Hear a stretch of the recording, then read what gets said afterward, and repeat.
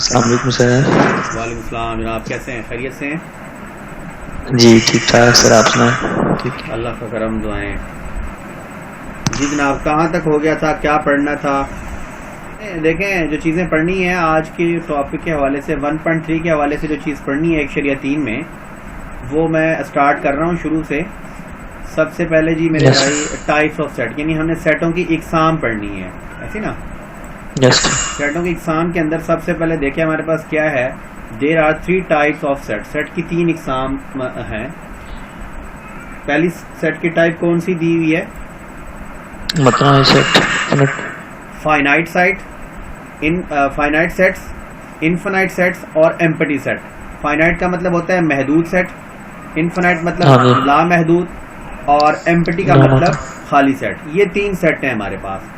इन 3 को पहले मैं एक्सप्लेन करूंगा, फिर हम आगे मुख्तलिफ इसकी जो एग्जांपल्स हैं उसकी, फिर इससे रिलेटेड हम क्वेश्चंस भी करते हैं। सबसे पहले आप देखेंगे फाइनाइट सेट कैसा होता है। अ set having a finite number of element, ऐसा सेट जिसमें नंबर ऑफ एलिमेंट महदूद हो, यानी अरकान की तादाद महदूद हो, उसे हम फाइनाइट सेट कहते हैं। फॉर एग्जाम्पल, पहले उसने मिसाल दी हुई है the set of natural number less then 10, यानी कुदरती आदाद का सेट जो कि 10 से छोटे हों। फिर उसने दूसरी एग्जांपल दिया set of vowels in English alphabet. English alphabet के अंदर जो वावल सेट हैं वो भी क्या है हमारे पास, फाइनाइट सेट की एग्जांपल्स हैं। मौजूद सर। क्लियर हो गई? Yes sir. बात समझ आ गई? फाइनाइट सेट की समझ आ गई है आपको? Yes sir. इसके बाद दूसरे दूसरी टाइप है वो है इनफाइनाइट सेट। देखें, मैं इसकी डेफिनेशन पढ़ता हूं। इनफाइनाइट सेट की यानी लामहदूद सेट की, अ set having unlimited number of elements, ऐसा सेट जिसके नंबर ऑफ एलिमेंट्स लामहदूद हों, इस इनफाइनाइट यानी लामहदूद सेट कहलाता है। फॉर एग्जांपल, मिसाल के तौर पर the set of counting numbers, यानी कि नंबर्स, काउंटिंग नंबर यानी नेचुरल नंबर 1 2 3 4 5 से आगे चल रहे हैं। Set of odd number, set of whole number, इस तरह के जितने भी सेट होंगे जिनके अरकान को हम गिन नहीं सकते, उसे हम क्या बोलेंगे? Infinite set. समझ आ गई? इनफिनिट। Yes sir. इसके बाद हमारे पास जो तीसरी इसकी टाइप थी वो थी एम्प्टी सेट की। एम्प्टी सेट का मतलब क्या होता है? ऐसा सेट जिसके अरकान की तादाद हो ही ना, यानी वो खाली हो, उसमें कोई भी नंबर मौजूद ना हो, उसे हम एम्प्टी सेट कहते हैं। ठीक है, एम्प्टी सेट, मिसाल के तौर पे मैं यहाँ पे आपको इसकी एग्जांपल और डेफिनेशन समझाता हूँ। एम्प्टी सेट को हम खाली सेट या नल सेट या वॉइड सेट भी कहते हैं। A set having no element is known as an empty और नल सेट, ऐसा सेट जिसमें कोई भी रुकन मौजूद ना हो, उसे हम खाली सेट या बेइंदराज सेट कहते हैं। यहां तक बात समझ आ गई है? Yes sir. An empty set is denoted by the Greek letter ये phi, यानी कि जो empty set होता है शो करते हैं। ये जो सामने आपको नजर आ रहा होगा, मैंने स्क्रीन पे इसको ग्रीक लेटर। समझ आ गई यहां तक? Yes sir. Which is called phi, इसको हम फाई कहते हैं, और सिंपली कैन बी डिनोटेड है, और इसको हम ऐसे भी लिख देते हैं। Following are some example of an empty set, कुछ उसने एग्जांपल्स दी हुई हैं, इसको हम अभी नहीं करते, एग्जांपल्स आप खुद ही समझ जाएंगे। हम क्वेश्चंस की तरफ चलते हैं।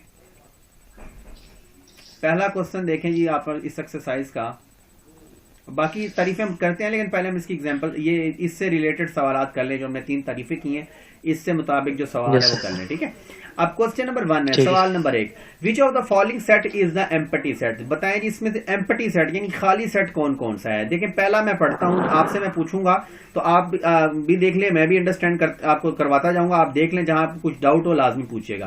पहला क्वेश्चन है the set of whole number less than 1, कहता है होल नंबर मतलब मुकम्मल आदाद का सेट। मुकम्मल आदाद। अब मुकम्मल आदाद कहां से शुरू होते हैं? 0 से। 0 से। अब वो कहता है कि लेस देन 1 यानी 1 से छोटे मुकम्मल आदाद, तो 1 से छोटा मुकम्मल आदाद कौन सा होगा? 0 होगा। इसका मतलब ये खाली सेट तो नहीं है, इट इज नॉट खाली सेट। समझ आ गई है ना? Yes sir. ये इसका मतलब खाली सेट, पहला सेट खाली नहीं है, इसको हम खाली सेट नहीं कह सकते। अच्छा, इसके बाद दूसरा सवाल है the set of English alphabet between U and V. अब यू और वी के दरमियान में क्या आता है? उसमें यू और वी के दरमियान में जो सेट के अरकान है वो यू और वी के दरमियान में है। यानी आपने एक सेट ऐसा लिखना है कि इसके अंदर आपने वो नंबर लिखना है, ये जो मैंने सेट लिखा है इसके अंदर आपने वो नंबर लिखना है जो ABC में U और V के दरमियान में आता है। तो U और V के दरमियान में कौन सा नंबर आता है? U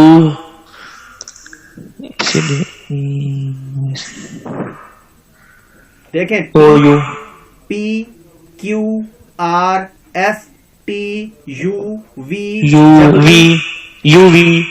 यू तो और वी दरमियान में सर कोई भी नहीं समझ आता, कोई नंबर नहीं आता ना। यू और यस सर।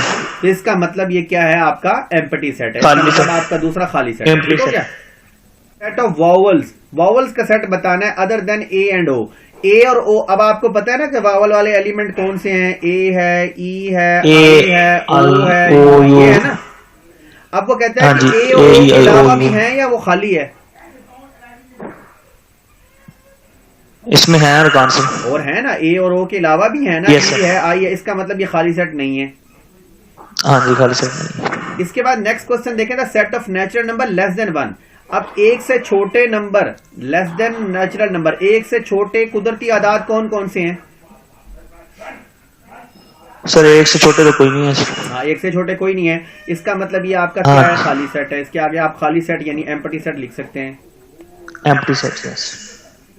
इसके बाद पार्ट नंबर 5 को देखें आप, the set of even number यानी जुफ्त आदाद बताने हैं, which are called odd number, वो वाले इवन नंबर बताने हैं जिनको हम ऑड नंबर भी कहें, यानी वो जुफ्त आदाद बताने हैं जिनको हम ताक आदाद भी कह सकें। वो कौन से होते हैं?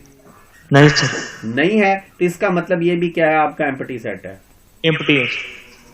ठीक हो गया, ये भी एम्प्टी है। Yes, sir। 5वां क्लियर हो गया यहां तक आपको? यस सर क्लियर हो गया। हाँ, चलें जी। नेक्स्ट क्वेश्चन है separate the finite and infinite, यानी कि आपने महदूद और लामहदूद सेटों के बारे में बताना है। अब इसके अंदर हमने महदूद और लामहदूद ढूंढने हैं। इसका पहला पार्ट देखें, कहता है लेटर ऑफ द वर्ड हल्ला गुल्ला। अब ये हल्ला गुल्ला जो वर्ड है, इसके अंदर कितने अल्फाज हैं, हम गिन सकते हैं या नहीं गिन सकते? गिन सकते हैं सर। गिन सकते हैं, इसका मतलब ये फाइनाइट है। इसके आगे आप लिख देंगे ये एफ यानी फाइनाइट, महदूद। महदूद या फाइनाइट लिख लें। ठीक हो गया।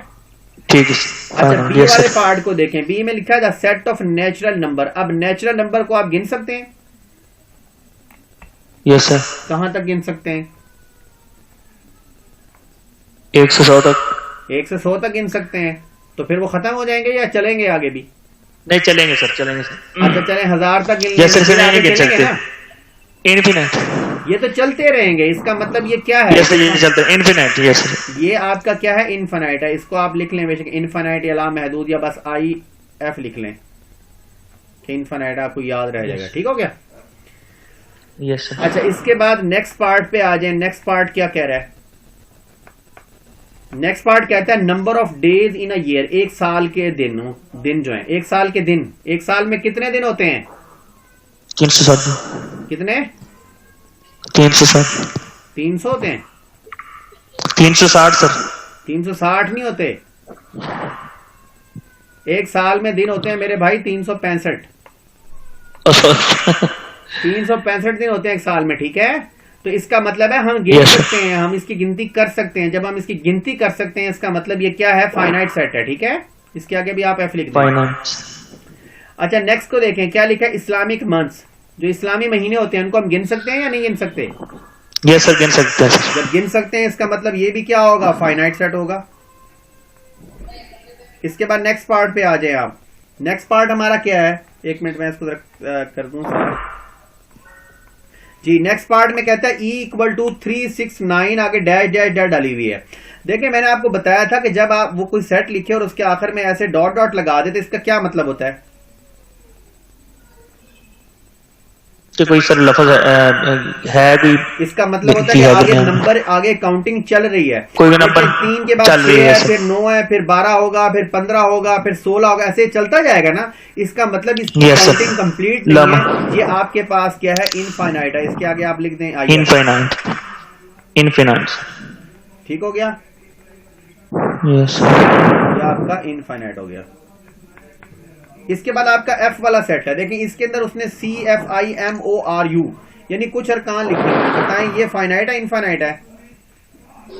ये सर फाइनाइट है। ये फाइनाइट है, क्योंकि इसके अरकान को हम क्योंकि एग्जैक्टली ये सकते हैं। अच्छा, इसके बाद आप जी वाले को देख लें। जी में क्या है, जी में देखें ना आप, इसके बाद भी 3 एलिमेंट्स हैं, फिर आगे डॉट डॉट आ रहा है। ये फाइनाइट है, इनफाइनाइट है?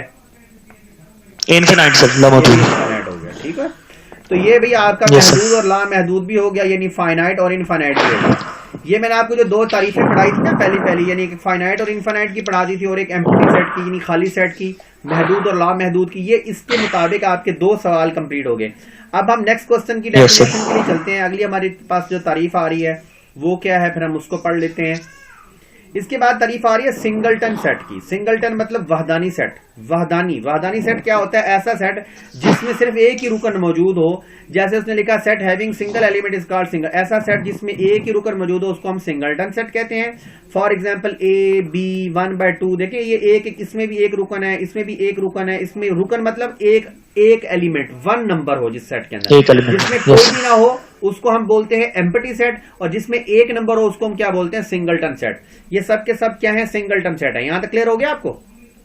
यस, वहदानी सेट। हाँ, वहदानी, इसको हम वहदानी सेट बोलते हैं। ठीक है, ठीक है सर। अच्छा, इसके बाद हमारे पास 2 चीजें और हैं, एक है इक्वल सेट और एक है इक्वलेंट सेट। इसका क्या मतलब होता है? मुसावी मुतरादिफ सेट। एक हो गया इक्वल मतलब बराबर, और मुसावी मतलब बराबर, मुतरादिफ है। हाँ, मुतरादिफ यानी कि इक्वल और मुतरादिफ। अब ये जो 2 चीजें, ये मैं आपको थोड़ी एग्जांपल के साथ समझाता हूँ, जरा गौर से देखिएगा। देखें, अगर आपके पास 2 सेट हैं, एक सेट है आपके पास ए, एक सेट आपके पास ए है, उसमें एलिमेंट है 1 2, ठीक है। एक सेट आपके पास बी है, उसमें आपके पास है 3 4। एक सेट आपके पास सी है, उसमें आपके पास है 2 1, ठीक है। अब मैंने आपके सामने 3 सेट लिखे हैं, ठीक है मेरे भाई। अब ये जो 3 सेट है ना, इसमें आप मुझे बताएं कौन कौन सा सेट बिल्कुल बराबर लग रहा है आपको? ए और सी सर। ए और सी, यानी हमारे पास ये ए वाला सेट और सी वाला सेट जो है ना वो एक दूसरे के बराबर है। ये ए वाला और सी वाला एक दूसरे के बिल्कुल बराबर हैं। यानी हम कह सकते हैं कि ए और सी जो है वो एक दूसरे के इक्वल है। यहाँ तक बात समझ आ गई? Yes sir. लेकिन जितने रुकन इसमें हैं उतने ही रुकन इसमें भी हैं। यानी इसके और इसके अरकान की, ए और बी के तो अरकान एक जैसे हैं, यानी दोनों एलिमेंट सेम है। लेकिन अगर हम ए और बी को देखें, ए और सी के अरकान की तादाद भी एक जैसी है। देखो ए और सी जो है इनके एलिमेंट्स भी एक जैसे हैं और इनकी तादाद भी बराबर है। लेकिन अगर हम ए और बी को देखना चाहें तो आप देखें ए और बी के अरकान की तादाद तो बराबर है, लेकिन अरकान मुख्तलिफ हैं। मतलब ए बी के मुतरादिफ है। Yes sir. और इसको हम कह सकते हैं ए सी मुसावी है और ए भी मुतरादिफ है। हाँ, मुतरादिफ होने के लिए दोनों सेटों के अरकान की तादाद बराबर होनी चाहिए, लिखा चाहे कुछ भी हो, उसमें जो कुछ मर्जी हो। मिसाल के तौर पर अगर आपके पास एक सेट है, उसमें बेशक ये लिखा हुआ है कि आपके एक सेट में लिखा हुआ है a इज इक्वल टू 1 2, और एक और सेट है उसमें आपके लिखा हुआ है b is equal to ab, तो ये दोनों भी एक दूसरे के मुतरादिफ हैं, क्योंकि इसके और इसके अरकान की तादाद बराबर है। अरकान की तादाद बराबर है, यस सर। बराबर है 2b के, तो इसका मतलब है कि दोनों के अरकान की तादाद अगर बराबर है तो इसका मतलब ये एक दूसरे के इक्वलेंट सेट हैं, यानी मुतरादिफ सेट हैं। और अगर दोनों के अरकान की तादाद बराबर भी हो और एक जैसी भी हो तो उसे हम बोलते हैं ये एक दूसरे के इक्वल सेट हैं। यहां तक क्लियर हो गया? Yes sir. चले, अब हम इसका क्वेश्चन कर लेते हैं इन्हीं डेफिनेशंस का। ये देखें जी, क्वेश्चन नंबर 3 है। क्वेश्चन नंबर 3 को हमने करते हैं। क्वेश्चन नंबर 3 में कहते हैं find that the following pair of set are equivalent, क्या है, या एक दूसरे के नॉन इक्विवेलेंट। अब देखें, आपके पास एक सेट ए है और एक सेट कौन सा है, बी। पहले सवाल में मैं थोड़ा जूम कर देता हूं ताकि आपको क्लियर नजर आए। देखिए, एक हमारे पास ए है और एक बी है। क्या ये एक दूसरे के बराबर हैं? क्या ये एक दूसरे के मुतरादिफ हैं? ए बराबर है सर बी के। ए बराबर है बी के। ए में भी सर ए के और बी, यस सर। क्या ये दोनों रुकन, क्या ये दोनों एलिमेंट्स इस बी में हैं? नहीं सर। तो इसका मतलब है ये दोनों एक दूसरे के इक्वल नहीं है, तो इसको हम लिखेंगे नॉट नहीं है। इक्वल नहीं है। इक्वल होने के लिए दोनों के अंदर एलिमेंट्स एक जैसे और एक जितने होने चाहिए, एक जैसे होने चाहिए, मुतरादिफ। अब दूसरे को देखें, इसमें आपके पास एक ए बी लिखा हुआ है और एक एक्स वाई लिखा हुआ है। देखिए इसमें कितने एलिमेंट हैं, इसमें भी 2 हैं और इसमें भी, यानी एक्स वाई में भी 2 हैं, यानी ए वाले में और बी वाले में नंबर ऑफ एलिमेंट्स एक जैसे हैं डिफरेंट। तो इन दोनों को हम क्या बोलेंगे, इन दोनों को मुतरादिफ सर। हाँ ये क्या है, मुतरादिफ है, इक्वलेंट है। ठीक हो गया? Yes sir. अच्छा इसके बाद इसके पार्ट नंबर 3 पे आ जाएं। यहाँ पे देखें कितने एलिमेंट्स हैं और इसके बी में कितने एलिमेंट्स हैं। 1 2 3 4 1 2 3 4 दोनों में बराबर है ना? Yes sir. इसका मतलब ये क्या होंगे, ये मुतरादिफ होंगे। इसके आगे आप लिख देंगे कि ये इक्वलेंट सेट है। ठीक हो गया? यस। अच्छा इसके बाद पार्ट, इसके फोर्थ पार्ट पे देखें, इसमें ए में कितने एलिमेंट्स हैं और बी में कितने एलिमेंट्स हैं? 5 सर टोटल है। इसमें पहले वाले में कितने? इसमें 1 2 3 4 1 2 3 4 दोनों में 4 हैं। 5 हैं सर दोनों में 5 हैं, लेकिन 4 जो हाँ नहीं दोनों में एक कितने हैं। देखिए इसमें भी एक, मैं इस पर टिक लगा रहा हूँ, 1 2 3 4 5। इसमें भी 1 2 3 4 5 3 4 5 है। इसका मतलब ये दोनों बराबर क्या होंगे, इक्वलेंट होंगे, यानी मुतरादिफ होंगे। ठीक हो गया? अच्छा इसके बाद इसके 6 वाले पार्ट को देखें। 6 वाले पार्ट में उसने ए में कहा हुआ है the set of 4 natural number और दूसरे में कहा है the set of 3 wild animal, यानी जंगली जानवर हैं और 4 नंबर है, एक दूसरे के बराबर हैं, इक्वलेंट है या नॉन इक्वलेंट है। सर एक मिनट तो दोबारा देखो इसमें जो सेट ऑफ 4 नेचुरल नंबर्स में कहता है, एक मैं आपके सामने ये सेट तहरीर करता हूँ, लिखता हूँ, आपको लिख के दिखाता हूँ। ए सेट में कहता है वो कि आपके पास 4 नेचुरल नंबर है, यानी आप ए को लिख सकते हैं कि इसमें है जी 1 2 3 और 4। बी पार्ट में कहता है 3 जंगली जानवर, यानी एक आपके पास समझो कि हो गया टाइगर हो गया, ठीक है, एक आपके पास लायन हो गया और एक आपके पास क्या हो गया जी, एक आपके पास एलिफेंट हो गया। मुझे बताएं कि टाइगर, लायन और एलिफेंट कितने हैं? 3 है सर। यहां पर कितने हैं?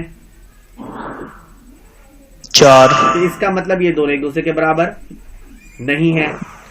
नहीं है सर। इसका मतलब ये इक्वल होगा, नॉन इक्वलेंट होगा, मुतरादिफ होगा सर। मुतरादिफ कैसे होगा यार, गैर मुतरादिफ होगा भाई, गैर मुतरादिफ होगा। देखो ना इसके अंदर आपके पास, अब मैं दिखाता हूँ, ये पहला रुकन पहले के बराबर हो गया, ये दूसरा रुकन दूसरे के बराबर हो गया, ये तीसरा रुकन तीसरे, एक बच रहा है ना यहाँ पे,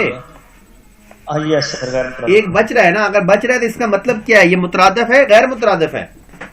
गैर मुतरादिफ। मुतरादिफ के लिए आपके पास जो सेट होते हैं ना मेरे भाई, अब गौर से देखना, मैं यहाँ पे आपको एक चीज समझाने लगा हूं दोबारा। देखिए एक आपके पास फॉर एग्जांपल एक सेट है ए, गौर से समझना भाई, इसमें लिखा हुआ है ए बी और सी। एक सेट लिखा हुआ है आपके सामने, यहां पे मैं किसी और कलर से लिख देता हूं बी, उसमें लिखा हुआ है 1 2 और 3। अगर आपके मुतरादिफ सेट हों यानी इक्वलेंट सेट हों तो हमेशा ऐसे मुताबिकत बनेगी, इसको बोलते हैं मुताबिकत करना, 1 to 1 क्रॉसपॉन्डेंस, यानी एक से एक की मुताबिकत। यानी देखें ए का ताल्लुक 1 से बन रहा है, ठीक है, और बी का ताल्लुक 2 से बन रहा है, सी का ताल्लुक 3 से बन रहा है। अगर ये ताल्लुकात बनाने के बाद आपके पास दोनों सेटों में से किसी भी सेट में कोई एक रुकन बच जाए तो उसको हम बोल देते हैं नॉन इक्विवेलेंट, यानी कि गैर मुतरादिफ। अगर तो हो गए बराबर बराबर तो फिर वो हो जाता है इक्विवेलेंट, यानी कि मुतरादिफ सेट, मुतरादिफ हो जाता है। ठीक हो गया, समझ आ गई? Yes sir. अच्छा अब इसका नेक्स्ट पार्ट करते हैं, the set of 5 river in Punjab, Punjab के 5 दरिया। अब देखें 5 रखना, अपनी फिंगर्स पे 5 का अदद ऐसे खोल लें, 1 2 3 4 यानी 5 उंगलियां। और दूसरे में कहता है the set of colours in a flag, flags में कितने कलर होते हैं? 2, एक तरफ 5 है एक तरफ 2 है, क्या ये बराबर हो सकते हैं? नहीं सर, नहीं। तो इसका मतलब ये क्या होगा, इक्विवेलेंट होगा, नॉन इक्विवेलेंट होगा?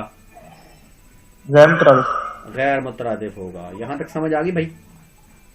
Yes sir. अच्छा जी, इसके बाद नेक्स्ट क्वेश्चन पे चलते हैं। यहाँ पे अब कहता था which of the following pair of sets are equal, इसमें से कौन कौन से सेट एक दूसरे के बराबर है। अब हम बराबर वाली कंडीशन पे आप आए, एक दूसरे के बराबर वाली बात पढ़नी। अब बराबर के लिए क्या होता है, देखिए मैंने अभी आपको बताया था, एग्जांपल दी थी कि बराबर होने के लिए दोनों सेटों के अरकान की तादाद एक जितनी और एक जैसी होनी चाहिए। बराबर के लिए, इक्वल के लिए एक जैसी और एक जितनी, जबकि जो आपके मुतरादिफ यानी कि जो इक्वलेंट सेट होते हैं उसके अंदर एक जितनी हो लेकिन चीजें चाहे मुख्तलिफ हों। जैसे मैंने भी आपको एग्जाम्पल के साथ भी समझाया, यहाँ पे मैंने आपको बताया कि अगर आपके पास इस तरह एक सेट की दूसरे सेट के साथ इस तरह की मुताबिकत बने, इस तरह का रिलेशन बने, तो हम कह सकते हैं कि ए और बी एक दूसरे के जो है वो इक्वलेंट है। लेकिन इक्वल होने के लिए दोनों के एलिमेंट्स बिल्कुल बराबर होने चाहिए। यानी अगर एक ए ये है तो बी ए अगर नीचे है सब तो ऊपर भी ए बी सी होना चाहिए, चाहे वो तरतीब डिफरेंट ही हो, तरतीब चाहे डिफरेंट हो जाए कोई गलती नहीं होती, लेकिन अरकान एक जितने और एक जैसे होने चाहिए। ठीक हो गया? ठीक होगा। अब हम इसके क्वेश्चंस को देखते हैं। पहला पार्ट है, इधर इसने लिखा हुआ है A B C D E, इसमें भी उसने कुछ ऐसे ही लिखा हुआ है। देखें ए बी सी डी और ई, इसका मतलब दोनों एक दूसरे के क्या है, इक्वल है। नहीं समझ आई? पहला सवाल समझ आया इसका? यस सर वो मैं सर लेकर कर रहा था सर। अच्छा चले ठीक हो गया। अच्छा इसका दूसरा पार्ट देख लें। यहां पर आप देखें 1 2 3 4 5, ए में उसने 5 एलिमेंट दिए हुए हैं और बी में भी कुछ अरकान दिए हुए हैं। ये जो आपको डिफरेंट अरकान नजर आ रहे हैं इससे आपने घबराना नहीं है। देखें ये जो है ना 1 + 0 ये एक रुकन है, 1 + 1 दूसरा रुकन है, 1 + 2 तीसरा, 1 + 3 फोर्थ एलिमेंट है और ये फिफ्थ एलिमेंट है। देखिए यहाँ अगर आपके पास 1 है तो यहाँ भी 1 + 0 1 बनता है, यहाँ 1 + 1 2, 1 + 3 1 + 3 4, 1 + 4 5, यानी जो एलिमेंट्स वो हैं वही एलिमेंट्स ये हैं। इसका मतलब ये दोनों भी एक दूसरे के क्या है, इक्वल है। इक्वल है सर, ठीक है। इसके बाद थर्ड पार्ट पे आ जाए आप। देखिए थर्ड पार्ट में उसने एक ए दिया हुआ है 0 1 2 3 4 और इसको देखें, इसके अंदर भी देखें कहीं ना कहीं 0 1 2 3 4 छुपा हुआ होगा। अगर आप इसको देखें 2 - 2 करें तो इसका जवाब 0 आ रहा है। मैं इसको इसके नीचे लिख देता हूं, 0 आ रहा है। इसके नीचे 3 - 1 2 आ रहा है, इसका जवाब 0 आ रहा है। 3 - 1 कर ले तो इसका जवाब 2 आ रहा है। 4 - 2 कर ले तो इसका आंसर ये 4 - 2 नहीं है, ये माइनस लिखा हुआ है। ये क्या लिखा हुआ है मुझे क्लियर नजर नहीं आ रहा। आपकी बुक में क्या लिखा हुआ है? ये 4 - 2 है, 4 = 2 है। ये सर माइनस लिखा हुआ है, 4 - 2। अच्छा 4 - 2 लिखा हुआ है। यस सर 4 - 2 लिखा हुआ है। इसका मतलब है ये 2 आ रहा है, 5 - 1 लिखे तो 4 आ रहा है और 6 - 2 करें तो 4 आ रहा है। क्या ये दोनों एक दूसरे के इक्वल होंगे? नहीं सर, नहीं होगा इक्वल, क्योंकि ये दोनों डिफरेंट एलिमेंट्स बन रहे हैं, डिफरेंट इक्वल नहीं होगा। अच्छा नेक्स्ट पार्ट पे आ जाए, 4 वाला देखें। पहला उसने सेट लिखा हुआ है the set of even number. Even number कौन से होते हैं भाई? जुफ्त तादाद कौन से होते हैं? जो 2 पर डिवाइड हो जाए, 2 4 6 डिवाइड होने। देखिए 2 से नहीं शुरू होते, याद रखना। इवन नंबर में 0 भी शामिल होता है, क्योंकि 0 भी 2 होता है। ये देखें अगर हम 2 को चेक करना चाहते हैं कि 0 हमारा इवन नंबर है या नहीं, तो हम इसको चेक कर सकते हैं कि जो 0 होता है ना पूरा डिवाइड होता है। देखें 2 0, यस सर 0 ये पूरा डिवाइड हो रहा है, इसलिए जो 0 है वो भी एक इवन नंबर है। ठीक है। अब आप देखें यहाँ पे उसने लिखा set of even number less then 9। अब आप देखें कि ए के अंदर जो एलिमेंट्स हैं वो 0 2 4 6 8 आ गए और बी में देखें उसमें भी 0 2 4 6 8 आ गए। देखें ए और बी में एक जैसे एलिमेंट्स हैं, इसका मतलब ये दोनों एक दूसरे क्या हैं, इक्वलेंट सेट हैं। या आज के लिए इतना बहुत है, 4 सवाल हो गए सर, बहुत हो गया 4 सवाल। 4 सवाल हो गए, इसको आप करें। ठीक हो गया, ठीक है फिर इंशाल्लाह कल मिलेंगे। ठीक, थैंक यू, वेलकम। अल्लाह हाफ़िज़।